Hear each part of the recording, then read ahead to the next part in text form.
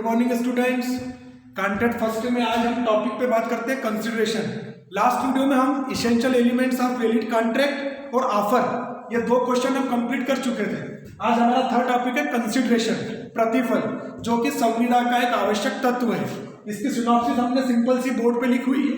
आप देखो, number 1 introduction, परिचय। तो परिचय में हमें यही देना है कि एक संविदा के वैधानिक तत्व होने के लिए प्रतिफल का होना बहुत अनिवार्य है। कुछ कंडीशंस ऐसी दी गई है जो आगे मैं आपको बताऊंगा, जिसमें बिना प्रतिफल के भी संविदा शून्य होती है। वो एक्सेप्शंस है, वो अपवाद है, लेकिन 99% कॉन्ट्रैक्ट में ये लिखा हुआ है कि यदि आप किसी से भी कॉन्ट्रैक्ट का एग्रीमेंट कर रहे हैं तो वो आपका रिलेटिव ही क्यों ना हो, उससे कुछ ना कुछ कीमत आपको वस्तु की लेनी है। प्रतिफल का वास्तविक दृष्टि में कुछ मूल्य होना चाहिए, तो ही वो वैध संविदा का रूप लेगा, अन्यथा वो संविदा शून्य हो जाएगी। हम मीनिंग की बात करते हैं, आशय की, तो साधारण बोलचाल की भाषा में वस्तु की कीमत होता है प्रतिफल। हम कुछ भी यदि मार्केट से कुछ परचेस करते हैं तो उसका कुछ रुपया देते हैं, तो वो एक प्रतिफल है। तो प्रतिफल को दूसरे शब्दों में कुछ के बदले कुछ भी कहा जाता है, क्योंकि हम किसी को कुछ दे रहे हैं, उसके बदले में कोई वस्तु या सामान मिल रहा है। तो सिंपल सा प्रतिफल का मीनिंग कुछ के बदले कुछ भी होता है और एक वस्तु की कीमत इसमें शो होती है। डेफिनेशन की बात करते हैं हम, तो हमारे सामने 3 डेफिनेशन है। ब्लैकस्टोन की है, पेटरसन की है, और एक कॉन्ट्रैक्ट एक्ट की जो सेक्शन 2 सब सेक्शन डी में दी गई है, वो भी डेफिनेशन है। हम सबसे पहले ब्लैकस्टोन की देखते हैं। ब्लैकस्टोन बोलते हैं कि प्रतिफल ऐसे मुआवजे को कहते हैं जो संविदा का एक पक्षकार दूसरे पक्षकार को देता है, ब्लैकस्टोन। Number 2 Peterson. तो पेटरसन के अनुसार प्रतिफल वह है जिसका विधि की दृष्टि में कुछ मूल्य है, लॉ के अकॉर्डिंग उसका कुछ मूल्य होना चाहिए, तो ही वो कंसिडरेशन माना जाएगा। पेटरसन ये कहते हैं। और सबसे लास्ट हम पढ़ रहे हैं एक्ट के अकॉर्डिंग इसकी definition, section 2 sub section D. Section 2 sub section A में हमने ऑफर पढ़ा था लास्ट वीडियो में। सेक्शन 2 सब सेक्शन डी है कंसिडरेशन, प्रतिफल। इस कंसिडरेशन की परिभाषा बहुत बड़ी दी गई है एक्ट में, लेकिन सिंपल वे में समझने के लिए आप इसको अब एक एक वर्ड से समझें। जब वचनदाता की इच्छा पर वचन ग्रहीता या किसी अन्य व्यक्ति ने कोई कार्य किया है या करने से अलग रहा है, कोई कार्य करता है या करने से अलग रहता है, या कोई कार्य करने या न करने का वचन देता है, तो ऐसा वचन उस कार्य के लिए प्रतिफल माना जाएगा। अब सिंपल सी चीज है, आप इस परिभाषा को एकदम ध्यान से पढ़ेंगे तो आपको ये देखने में आएगा कि जो किया है, करता है, अलग रहता है, ये पूरा टेंस आ गया, प्रेजेंट, पास्ट, फ्यूचर। तो आप हमेशा ध्यान रखना ये चीज कि सेक्शन 2D में जब हम इसकी डेफिनेशन लिखने जाएंगे तो फर्स्ट लाइन तो हमारी आ जाएगी जब वचनदाता की इच्छा पर, मतलब जो व्यक्ति संविदा कर रहा है उसी की कंसेंट रहेगी, उसी की इच्छा होगी कि मुझे कितना रुपया चाहिए। वचन ग्रहीता या अन्य किसी व्यक्ति ने कोई कार्य किया है या करने से अलग रहा है, पास्ट करता है या करने से अलग रहता है, प्रेजेंट करने या न करने वचन देता है, फ्यूचर, तो वो माना जाएगा प्रतिफल। ऐसे सिंपल सा एक्ट के अकॉर्डिंग यदि आप परिभाषा लिखेंगे सबसे पहले तो वो ज्यादा इंपॉर्टेंट रहेगा। ये तीनों डेफिनेशंस हो गई।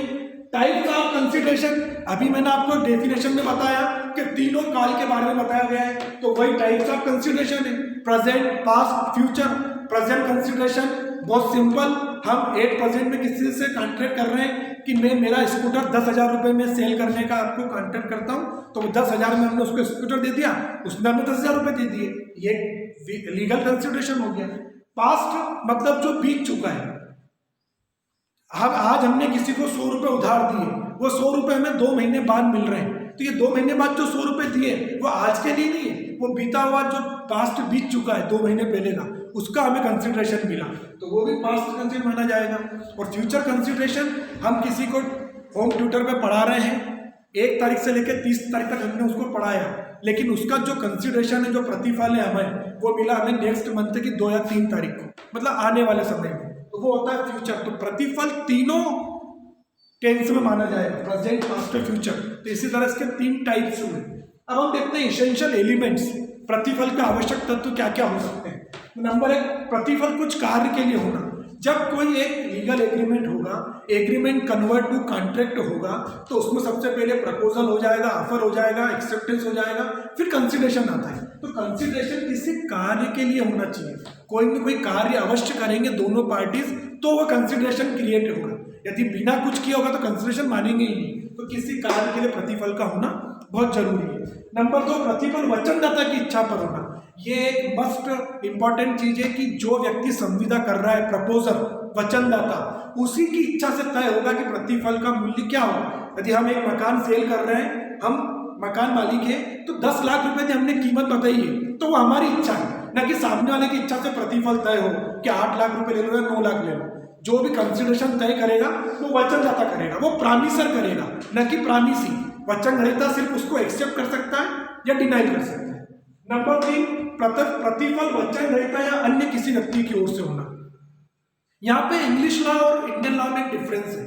इंग्लिश लॉ ये बोलता है कि प्रतिफल सिर्फ वचनग्रहीता की ओर से ही होना चाहिए, प्रामिसी की ओर से। लेकिन हमारे इंडियन लॉ में हमने क्या पढ़ा है कॉन्ट्रैक्ट में कि प्रतिफल किसी की भी ओर से हो सकता है। चिनैया वर्सेस रमैया का एक केस है, बहुत चर्चित केस है, और एक ही केस है जिसमें यह बताया गया है कि या तो प्रतिफल वचनग्रहीता दे या कोई अन्य व्यक्ति दे। हमें कंसिडरेशन यदि मिल गया है लीगली तो वो कॉन्ट्रैक्ट पूरा माना जाएगा। नंबर 4, कुछ ना कुछ प्रतिफल अवश्य होना।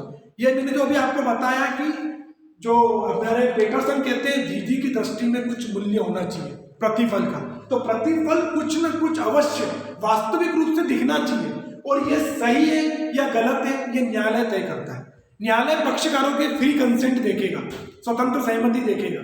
फॉर एग्जाम्पल 1000 रुपये का घोड़ा कोई व्यक्ति यदि 100 रुपये में भी सेल कर देता है, उसको विक्रय कर देता है, तो वो 100 रुपये उसकी स्वतंत्र सहमति थी देने में या नहीं थी, वो न्यायालय तय करेगा। तो कुछ ना कुछ मूल्य, मतलब 100 रुपये तो हुआ ना, तो वो एक लीगल कॉन्ट्रैक्ट का रूप ले लेगा। और लास्ट, प्रतिफल अवैधानिक नहीं होना, इनलीगल कंसिडरेशन नहीं होना चाहिए। यदि आपने कुछ जुआ, सट्टा, लॉटरी या ऐसे कुछ पर्पस के लिए आपने कोई जगह दी आपकी और उसका रेम्युनरेशन आप ले रहे हो, तो वो एक गलत है और वो अवैधानिक प्रतिफल है, तो वो शून्य माना जाएगा कॉन्ट्रैक्ट एक्ट में।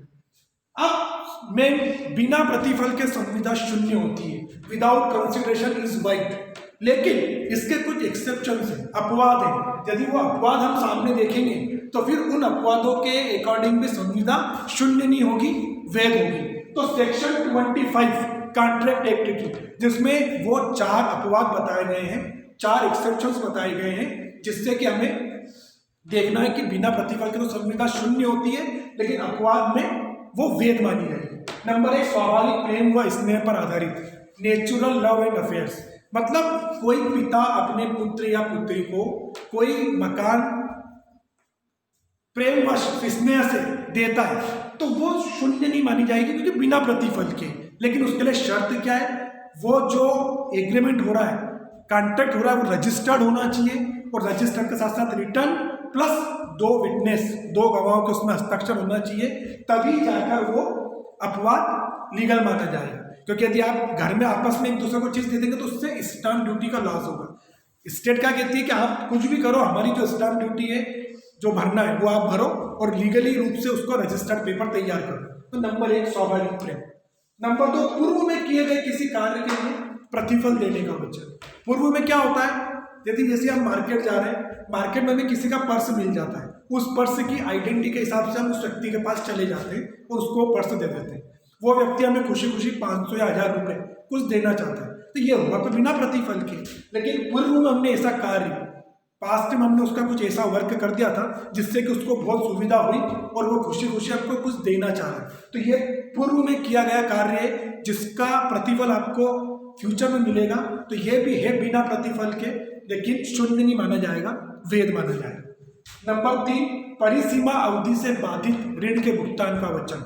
परिसीमा अवधि, टाइम लिमिटेशन कोई निकल चुकी है और उसके बाद भी आप किसी का ऋण का भुगतान कर रहे हो, तो फॉर एग्जाम्पल प्रामिसरी नोट का नाम सुना होगा आपने।